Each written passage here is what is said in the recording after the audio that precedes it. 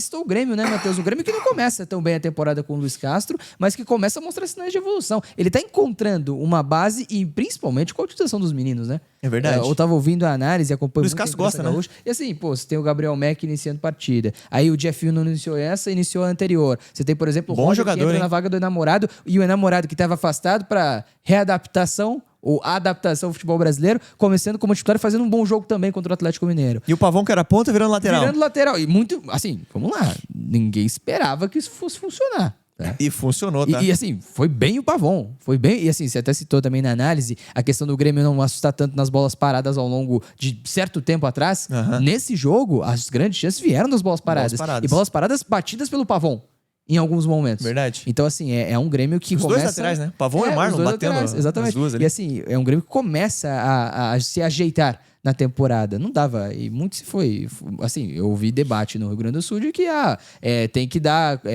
de gente tendo que falar que tinha que dar continuidade pro Luiz Castro. Porque o pedido da galera... Já era, pô, treinador ruim, tem que sacar agora. Né? Cara, isso é inacreditável, Isso é tá? inacreditável. Não só em relação ao Luiz Castro, mas eu também 3 jogos, gente. coloco em paralelo ali com o Anselmi, com o Tite. Cara, são treinadores que têm capacidade para fazer as equipes atingirem um alto nível. O próprio Pesolano no Inter, né? O próprio Pesolano no Inter, muito bom, muito bem citado. Osório no Remo. Osório no Remo também. Tá sendo muito criticado. Ele tá sendo extremamente criticado e o Remo tem sido um time competitivo, cara. Sim. Né? O Remo perdeu na estreia contra o Vitória e depois empatou com o Galo, com o Internacional e com o Mirassol. Não é qualquer coisa, gente. O Remo não jogava uma Série A há 30 anos. Né? Então, assim, o Grêmio tá vivendo um momento de uma reformulação extrema. Já tiveram 20 saídas nessa temporada. E está tendo mais. O Cristaldo acabou de ser... E o elenco segue inchado. E segue inchado, exatamente. A foi agora, o Cristaldo vai pro Tadieres, sim. Acabando de ser negociado aí com o Tadieres, por exemplo.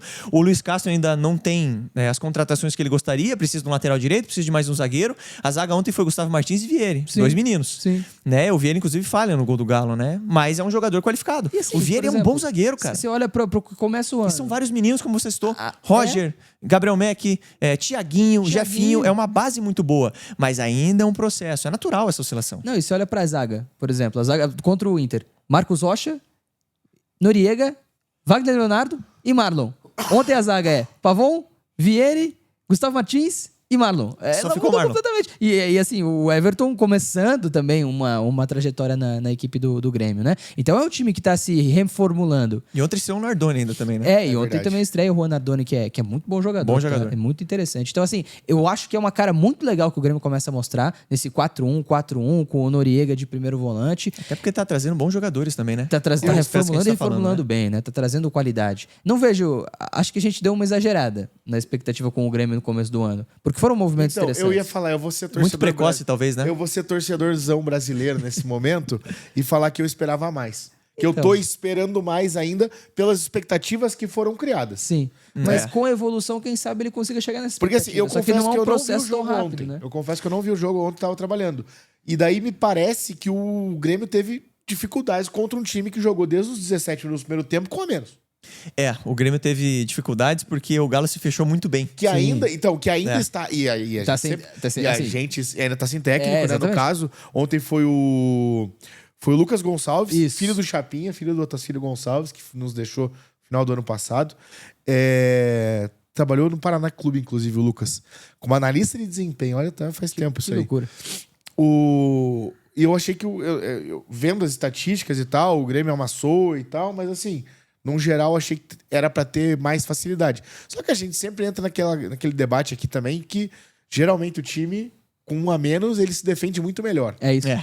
Concordo com Ele você. se expõe muito menos. O Grêmio não conseguiu achar aquele espaço entre linhas do Galo. Inclusive, o primeiro lance que eu trago na análise, que vai ao ar daqui a pouco, é um lance entre linhas. Os jogadores do Grêmio estão bem posicionados ali. A gente tem o Amuso e o Marlon numa jogada por dentro, entre a linha defensiva do Galo e a linha de meio-campistas. Depois, esse espaço morreu, porque o Galo se fechou muito bem. E aí o Grêmio teve que ir muito na jogada individual com o enamorado, por exemplo, buscar essas bolas paradas que você falou. Então, o Grêmio teve que achar alternativas. Até achei que achou. Sim. Né? O Grêmio usou ali bola parada, teve uma jogada individual. Mas eu concordo com vocês que o início de temporada do Grêmio é um pouco decepcionante. E acho que o caminho que foi deixado na temporada passada não foi muito aproveitado, né? No início do trabalho do Luiz Castro, não à toa essa reformulação gigantesca. E o Grêmio melhorou muito ano passado com a chegada de alguns veteranos. Sim. Por exemplo, Balbuena, Marcos Rocha, William, o próprio Arthur. Mas o Arthur ainda vejo como um jogador com muito futuro, Não né? enquadro como veterano. Exatamente. Mas, sim, a chegada mas dele os ajuda demais, muito, né? os que eu citei, Marcos Sim, Rocha, sim. William e Balbuena, eu tenho sérias dúvidas se vão ser bem aproveitados pelo Luiz Castro. Então, não ficou um caminho muito pavimentado da temporada passada para essa. Houve uma Sim. ruptura mesmo de trabalho.